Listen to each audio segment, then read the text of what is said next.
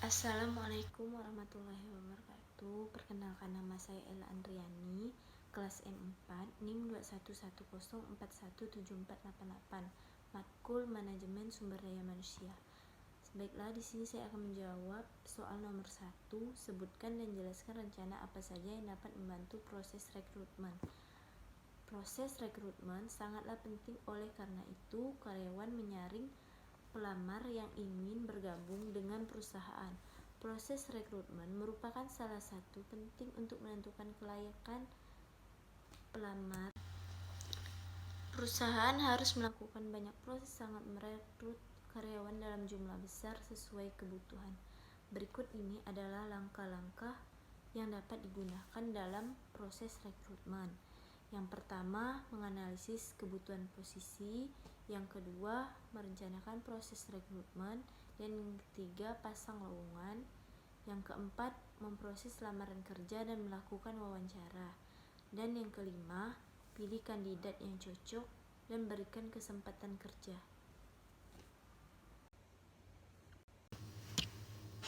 Baiklah, di sini saya akan menjelaskan soal nomor 2. Sebutkan dan jelaskan hambatan dan tantangan rekrutmen.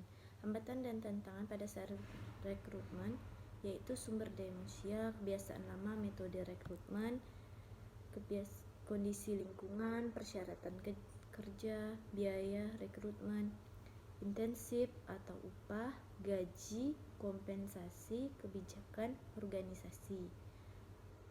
Setiap proses tantangan dalam rekrutmen. Yang pertama, tantangan terbesar dalam proses rekrutmen. Setiap rekrut profesional pasti menghadapi tantangan rekrutmen dalam proses pencarian karyawan, mulai dari CEO hingga tim Human Resource, departemen atau HRD. Mereka biasanya mengalami kendala tersendiri ketika sedang melakukan rekrutmen karyawan baru. Berikut beberapa tantangan saat rekrutmen. Hambatan dan tantangan pada saat rekrutmen yaitu sumber daya manusia, kebiasaan lama metode rekrutmen, kondisi lingkungan, persyaratan kerja, biaya rekrutmen, intensif atau upah, gaji, kompensasi, kebijakan organisasi. Tantangan terbesar dalam proses rekrutmen. Setiap rekrut profesional pasti menghadapi tantangan rekrutmen dalam proses pencarian karyawan, mulai dari CEO hingga tim Human Resource, departemen atau HRD. Mereka biasanya mengalami kendala tersendiri ketika sedang melakukan rekrutmen karyawan baru. Berikut beberapa tantangan saat rekrutmen. Untuk soal nomor 3, yaitu sebutkan manfaat apabila HRD terlibat dalam perencanaan karir. Berbagai manfaat bila HRD terlibat dalam perencanaan karir. Yang pertama, ada mengembangkan jumlah karyawan internal yang dapat dipromosikan. Dan yang kedua, menurunkan tingkat turnover karyawan. Dan yang ketiga, mengungkap potensi karyawan, mendorong pertumbuhan karyawan, mengurangi penimbunan karyawan, memuaskan kebutuhan karyawan, dan yang terakhir, membantu pelaksanaan rencana-rencana yang telah disetujui. Manfaat pengembangan karir untuk karyawan.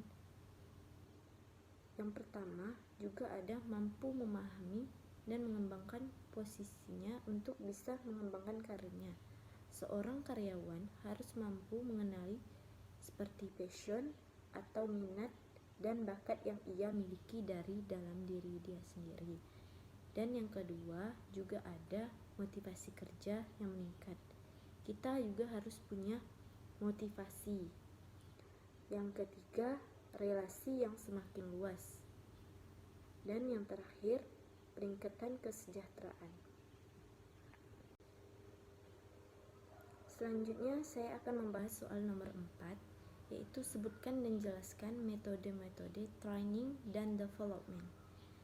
Metode training dan development on the job training, teknik on the job, merupakan metode latihan yang paling banyak digunakan karyawan.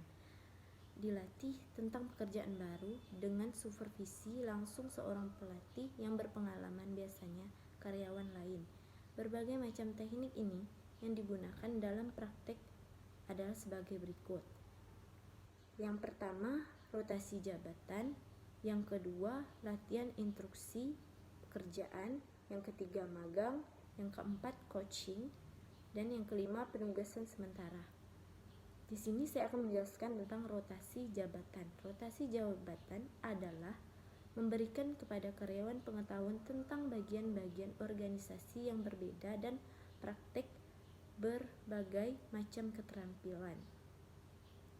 Dan yang kedua, latihan instruksi pekerjaan.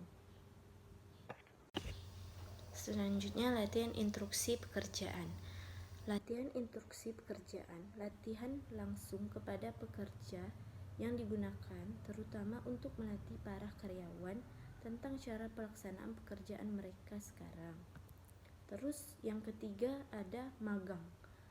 Tentunya kita juga udah tahu tentang magang, yaitu merupakan proses belajar dari seorang atau beberapa orang yang lebih berpengalaman.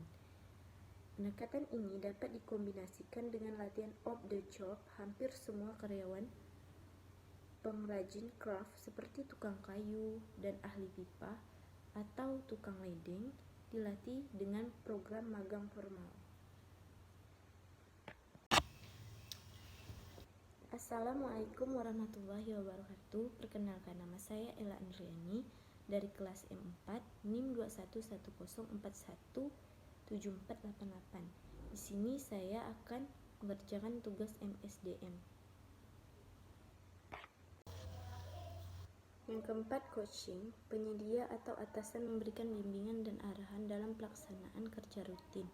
Mereka hubungan penyedia dan karyawan sebagai bawaan serupa dengan hubungan tutor mahasiswa. Yang kelima, ada penugasan sementara. Menempatkan karyawan pada posisi manajerial atau sebagai anggota panitia tertentu untuk jangka waktu yang ditetapkan.